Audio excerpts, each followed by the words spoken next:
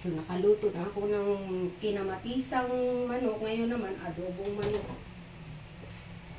So, yun, mag-isa lang tayo. Isa lang natin bawang, sibuyas.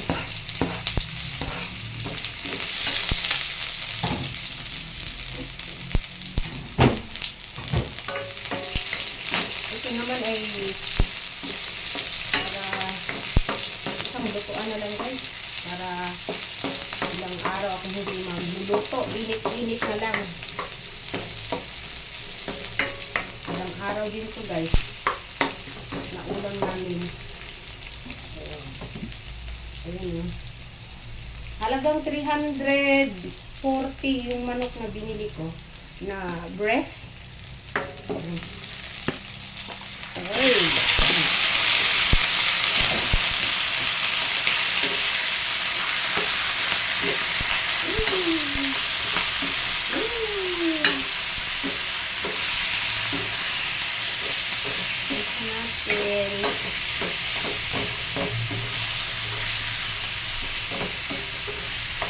Adobong manok.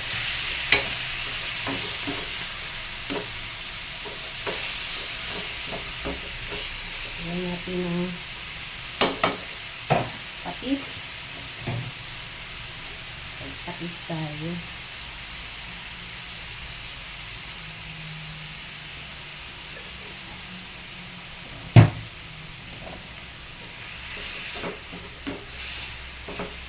Mamaya na natin lagyan ng toyo. Diba ako guys, adobo, nilalagyan ko ng oyster sauce.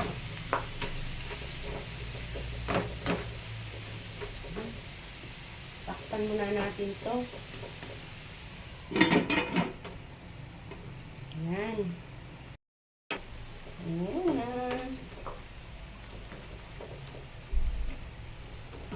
Sangkot siya pa natin ng gusto guys. Sangkot siya pa natin. Hanggang sa tuluyan ng mawala yung sabaw niya.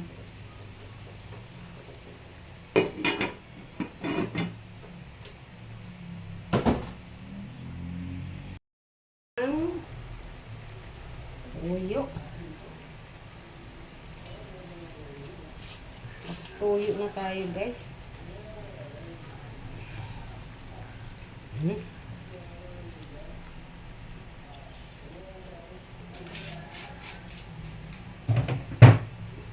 Paminta. Medyo malapit ng maluto yung manok guys.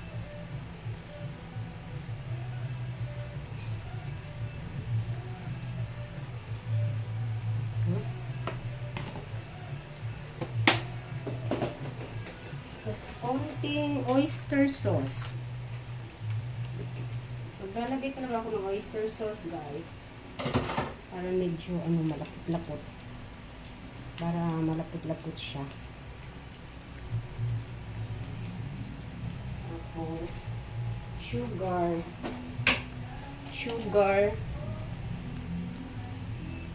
Maglalagay tayo ng sugar. Wala akong brown sugar kaya ito na lang, puti.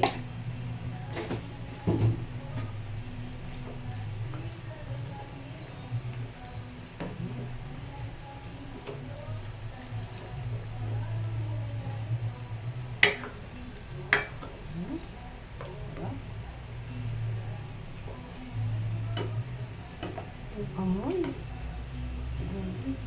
Yung amoy. Yung amoy, ang bango. Tapos suka. Maglalagay tayo ng suka.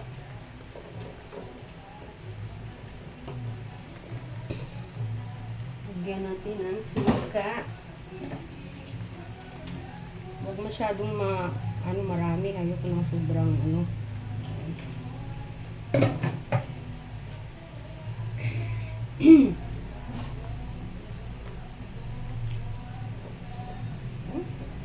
Tapos, meron tayong ilalagay na dahon ng laurel. dahon ng laurel. Lagyan natin ng kunting dahon ng laurel para may aroma. May aroma. Ayan.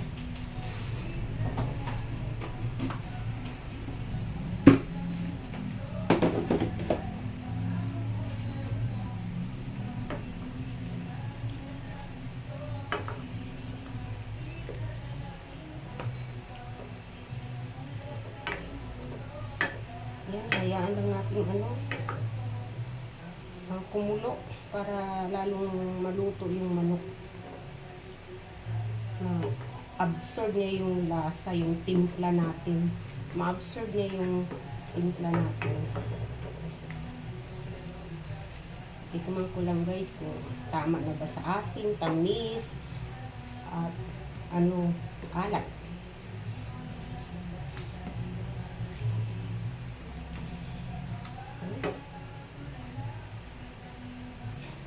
Tatma natin.